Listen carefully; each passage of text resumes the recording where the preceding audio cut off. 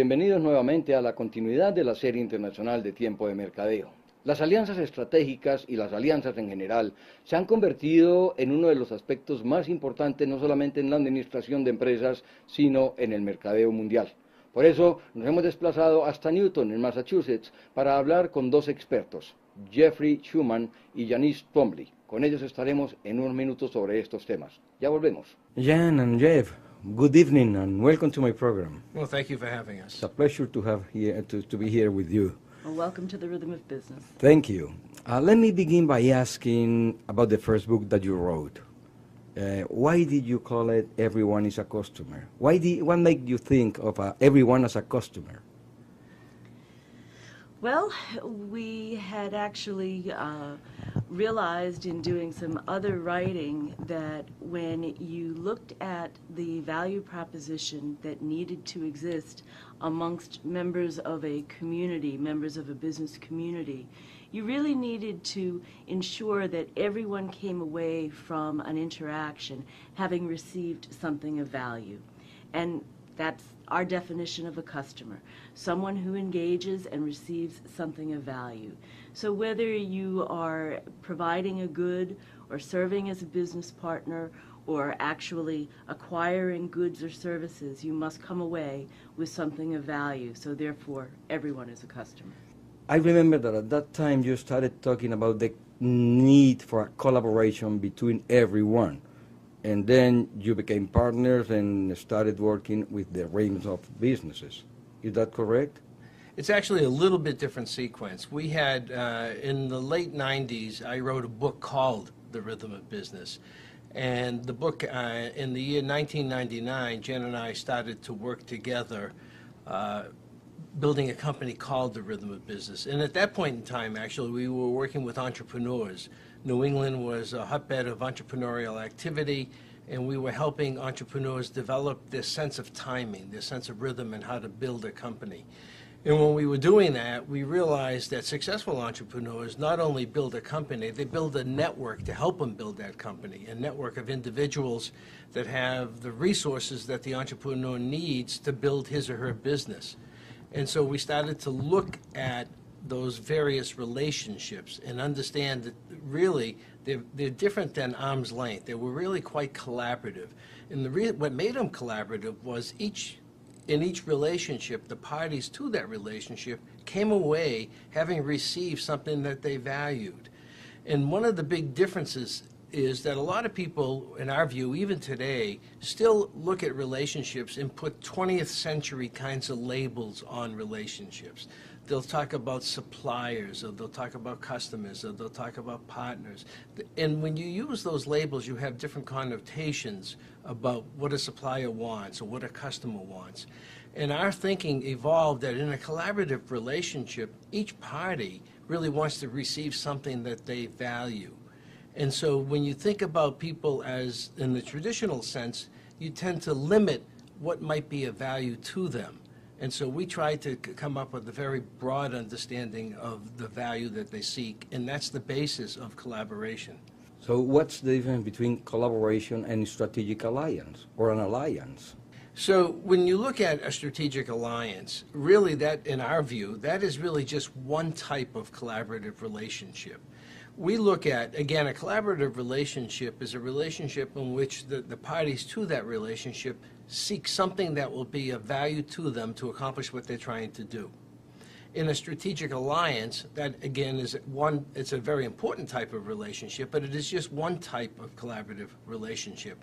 And we tend to think of the collaborative relationships as the broad umbrella under which you can put all kinds of relationships, and alliances being one of those types of relationships. The core understanding of making an alliance successful, quite frankly, in our view, is the ability to collaborate. If you haven't got the understanding of what it takes to collaborate and really operationalize that in your dealings with one another, unlikely you'll accomplish the strategic reasons that you entered into that relationship in the first place. If a strategic alliance is one type of collaborative work, what are the others? Well, a strategic alliance is one word, one phrase that's used to define a collaborative relationship. And oftentimes people will use other labels like preferred supplier or partner. And it really is a continuum that, in our view, is defined by how much collaboration is needed in order to achieve your objective.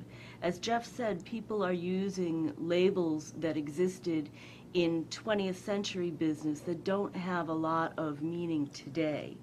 And it really does hamper people. We need to develop a new language of referring to these different kinds of relationships. Some of the strategic alliances that we work with are true joint work efforts where both parties are committing resources, where they're both taking risk, where they're both going to benefit to some degree. They don't know at the beginning how much benefit they will get. Whereas in a traditional relationship, you know that you're buying X from somebody, you're going to get X hours of service. But in a collaborative relationship that is considered to be an alliance, you don't know what that is. Now, you can have a different degree of collaboration where maybe you're sharing some data, or maybe you're having your partner design a part of the product that you're producing, or you're co-marketing where you are providing access to customers to each other. We don't have good language yet, and then so therefore we struggle in being able to really define in language that's meaningful for many people exactly what some of the differentiations are, because it really depends upon the purpose of the relationship and how much collaboration is required in order to accomplish what you're trying to do. Isn't the culture of an organization a requirement for an alliance, for a collaborative relationship? Because if you don't think the same way as the other, I mean, if you, not that they are after the same goals, but if you don't think the values of the company as a requirement, isn't that a problem? The culture is really key. If your culture of an organization is one where you are very insular and you believe that you have all the smart people working for you and only you are going to be able to satisfy your customer, you're not going to be very good at collaboration. And oftentimes some of our structures that we have built up in organizations, such as procurement, such as the legal group, they can often get in the way of building collaboration. There's been some research done recently by an association that we're part of that focuses on strategic alliances, and it has shown that companies that do have a more alliance-focused culture or a more collaborative culture are indeed more successful at these types of relationships. They're very hard to do. They take a lot of work, they take a lot of communication, a lot of energy, but in today's world you can't do it alone anymore. The markets move too fast, customers move too fast, so you need to be able to partner. It's critical for any business today. We're going to go to a commercial break and we'll be right back, okay? Okay. Vamos a ir a unos comerciales y ya regresamos. What other types of requirements do you have for an alliance? Let's say, for example, if there is a company that wants an alliance with some other company, but this company in the culture that we were talking about before we went to commercials, they don't care about, being on time or if they have financial problems. Are those requirements for an alliance? What really matters when organizations decide to put an alliance together, first of all, in the process of putting an alliance together, one of the things you need to do in what's called the due diligence, when you're thinking about, should we do a deal with these guys? Or will we be able to work together successfully? It's not about being able to agree to the same goals. We don't need the same goals. What we have to understand is that each organization has to believes it will receive the value that it's seeking. Maybe it's introduction to new customer base. Maybe it's access of new knowledge or gaining entree into new markets or learning a new technology. So there are many reasons why companies work together. So when you're evaluating them, one of the things that's increasingly understood is, do the cultures work together? Now, what's really kind of interesting in our work, we've taken the view that what really matters is the culture of the relationship, the alliance that you form. If you will, for a simple example, say you have two companies that want to do an alliance. Each company has its own culture, that's built up over time, how we do our work in our Yes. place, and the values and the beliefs that our people hold to be important. And the other company has its culture. Yes, but that doesn't have to do with the mission and the vision, what Michael Porter calls the mission and the vision of the company. Well, when you're taking a look at the work of Michael Porter and you look at, strategy, it shifts a little bit when we get into looking at the kinds of organizational structures that are becoming apparent today. In looking at coming back to the point on culture, so each organization has its own culture. When they come together, what they have to do is almost adopt an entrepreneurial mindset, that this is an entity. It's the alliance. And the alliance has to be able to develop its own culture, how we're going to work together. Because in order for the alliance to be successful, the two organizations, the people in those two organizations have to be able to work together in whatever the activities are that they're working on. One of the things that we believe to be true is we call that the third culture. You have company one's culture, company two's culture, but what matters is that amalgam, those coming together into that third culture. How that organization, that entity, even though it's not a legal entity in the majority of the cases, but from a mindset point of view, if you think about it, okay, what's the culture of that alliance? And whatever decisions are made, culture is how we make decisions, how we handle conflict, how we should communicate, and protocol on communication and so forth. That whatever we decide, the principles we decide we're going to work under have to be able to fit within the culture of company one and at the same time fit within the culture of company two. Because if the culture of the alliance, how it makes decisions, how it does those things, doesn't work in either one of the parent companies, you're going to have a problem. And it's important to keep in mind that while it's very hard to get the data, the view is that about 50% of these relationships fail. They either fail outright or they fail to accomplish the purpose for which they were created. Given our roots in entrepreneurship, I can tell you that failure rate is very similar to the failure rate of a startup. And people view starting a business as very challenging. Starting a successful alliance is very challenging because of cultural problems, because of changes in strategy on parts of organizations. And so there are myriad challenges. Understanding the cultural challenges and adopting the proper guidelines to work within those various cultures is one of the keys to making it successful. You're going to say something? I was just going to add on to that, that in addition to individual company culture, you also have to look at national culture. We work in many alliances where one partner, for example, might be French and another might be Japanese, and My goodness, that's quite a mix. and exactly, and more and more they're very global, and you have to take that into consideration. For example, I was talking to somebody recently who just did a partnership with an Indian company. Well, in India there are different expectations of timeliness than there is with the German company that he was working for. And they had to get used to each other, and they had to get used to the way in which they were going to work to create that third culture, as Jeff said, that encompasses both the way things are done in the business culture of their country as well as their own company culture. How important is the size of the company? The size can make a difference as well, because a smaller company is able to move faster, usually, not all the time, and usually able to make decisions much faster without going through layers. But the reality is that you're working usually with a small team of people inside of the bigger company, and your relationships are one-to-one. I'll never forget the time that we were at a conference and Peter Drucker was speaking. And we admire him and his work greatly, and actually had We all do.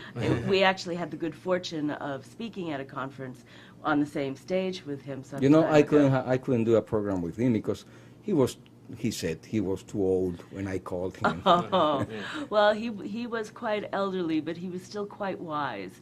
Oh, And yeah. He made a statement to a young entrepreneur who was concerned about establishing relationships and establishing an alliance with a big company, that you don't have a relationship with the company. You have a relationship with Harry and with Sally. And it's at that personal level that you need to establish it. So you can get around the size difference in companies in an alliance. In your experience, before we go into another topic about alliances, which companies go after others? Small companies look for big companies to get an alliance, to form a partnership, or big companies are trying to, ally with small companies? That's a really good question, Carlos, and it's actually quite a complicated question. In industries, for example, in pharmaceutical industry, over the last decade or so, there's been a shift of the research for new products to a lot of the work has been because of the cost and the failure rate of getting new products to the marketplace. A lot of large pharmaceutical companies essentially outsource the product development to smaller firms, to biotech firms, for example.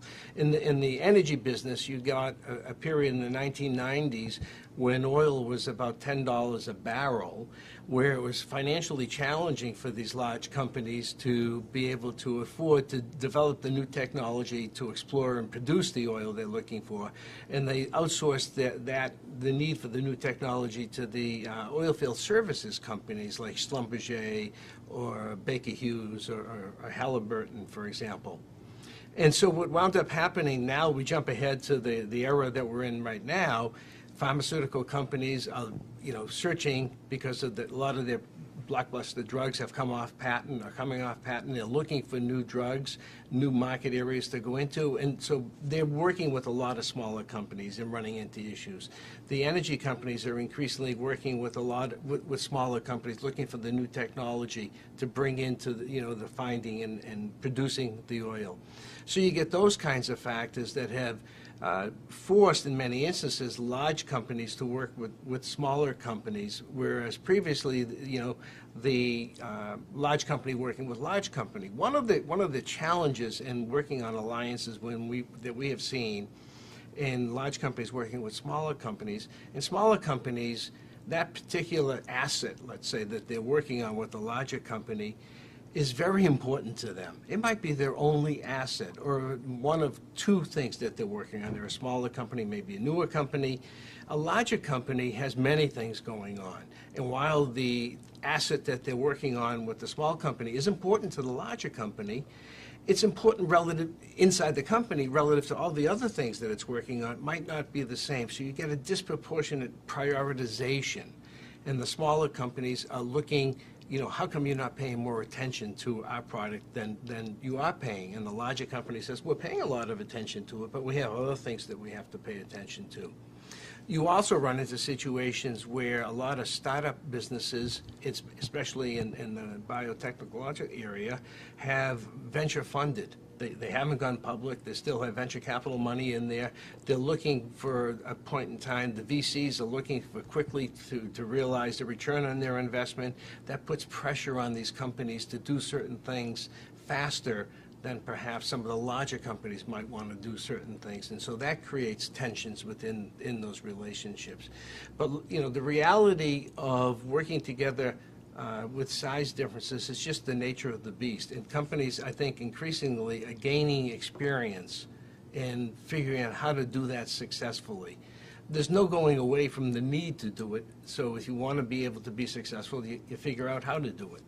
Jen, you were going to say something, but before you do that, we'll go to a commercial break and we'll be right back, okay? Vamos a ir a otra tanda de comerciales y ya venimos para que Jan nos responda o comente algo sobre lo que estaba comentando Jeff. Jan, I interrupted you when you were going to say something. What was that? I just wanted to add to that, that Jeff said, and we do have large companies partnering with large companies. We have large companies that go after small companies looking for new technology, new innovations. We're working with a company right now that's a major consumer packaged goods company, and they go looking for new technologies, new products, new packaging, new ingredients, new flavors that they can use in their products, and oftentimes they're going after very small companies, while at the same time the small companies are knocking on their doors. Partnering is a very entrepreneurial behavior. Mm-hmm. That was how we got into it to begin with, because we saw as the internet was really making business more global and was revolutionizing communication and information technology, that many entrepreneurs were building their businesses not by building up all of the infrastructure, but by surrounding themselves with many partners that help them be able to accomplish what they're trying to do. And we've seen that type of behavior move into much larger companies where partnering has become a critical part of their strategies. Isn't it true that the more companies you have in an alliance, the more difficult it is to manage the alliance? Yes. The more partners you add into a single alliance, definitely the more challenging it is. You have to balance all of the interests of all of the different stakeholders. As we said earlier, make sure everyone gets value, that everyone thinks that they're a customer coming away with something of value. Your governance becomes harder. It's making sure that the information flow is appropriate is harder, but that actually is a trend right now. According to your experience, is there an ideal number of companies for an alliance, for a strategic alliance? No, there really isn't. It depends upon what your purpose That's is. the best answer to every question. Depends. Yeah. But it's true. You see, it True. is, yeah. I know. I mean, it is true. we know of alliances. We did research on an alliance some years ago that was organized by Dow Chemical to help them bring a new material into semiconductor manufacturing. And they had 26 companies in that alliance. 26? 26 companies. My goodness. And That's like having 4 wives. It's probably worse even. But that was what was necessary in order to introduce this disruptive technology into the marketplace. Having lots of companies in a single alliance is a rarity.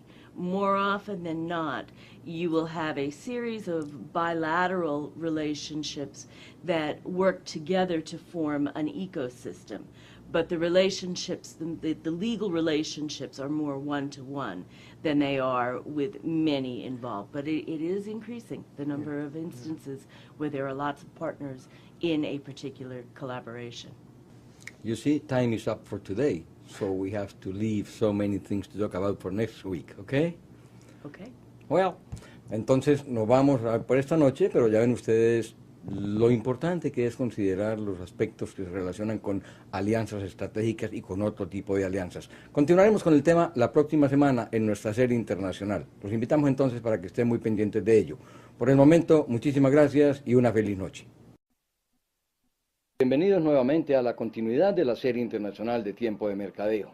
Las alianzas estratégicas y las alianzas en general se han convertido en uno de los aspectos más importantes no solamente en la administración de empresas, sino en el mercadeo mundial. Por eso nos hemos desplazado hasta Newton, en Massachusetts, para hablar con 2 expertos, Jeffrey Schuman y Janice Twombly. Con ellos estaremos en unos minutos sobre estos temas. Ya volvemos. Jan and Jeff, good evening and welcome to my program. Well, thank you for having us. It's a pleasure to have here to be here with you. Well, welcome to the Rhythm of Business. Thank you. Let me begin by asking about the first book that you wrote. Why did you call it Everyone is a Customer? What made you think of everyone as a customer? Need for a collaboration between everyone. And then you became partners and started working with the range of businesses. Is that correct? It's actually a little bit different sequence. We had, in the late 90s, I wrote a book called The Rhythm of Business. And the book, in the year 1999, Jen and I started to work together building a company called The Rhythm of Business. And at that point in time, actually, we were working with entrepreneurs. New England was a hotbed of entrepreneurial activity, and we were helping entrepreneurs develop this sense of timing, this sense of rhythm, and how to build a company.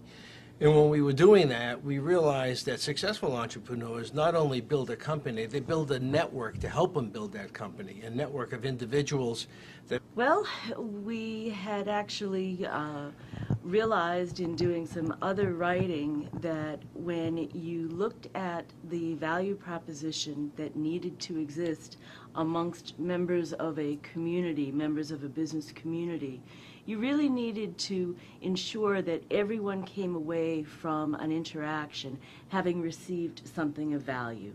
And that's our definition of a customer, someone who engages and receives something of value. So whether you are providing a good or serving as a business partner or actually acquiring goods or services, you must come away with something of value. So therefore, everyone is a customer. I remember that at that time you started talking about the need. Have the resources that the entrepreneur needs to build his or her business. And so we started to look at those various relationships and understand that really they're different than arm's length. They were really quite collaborative. And what made them collaborative was in each relationship, the parties to that relationship came away having received something that they valued. And one of the big differences is that a lot of people, in our view, even today, still look at relationships and put 20th century kinds of labels on relationships. They'll talk about suppliers, or they'll talk about customers, or they'll talk about partners. And when you use those labels, you have different connotations about what a supplier wants or what a customer wants. And our thinking evolved that in a collaborative relationship, each party really wants to receive something that they value.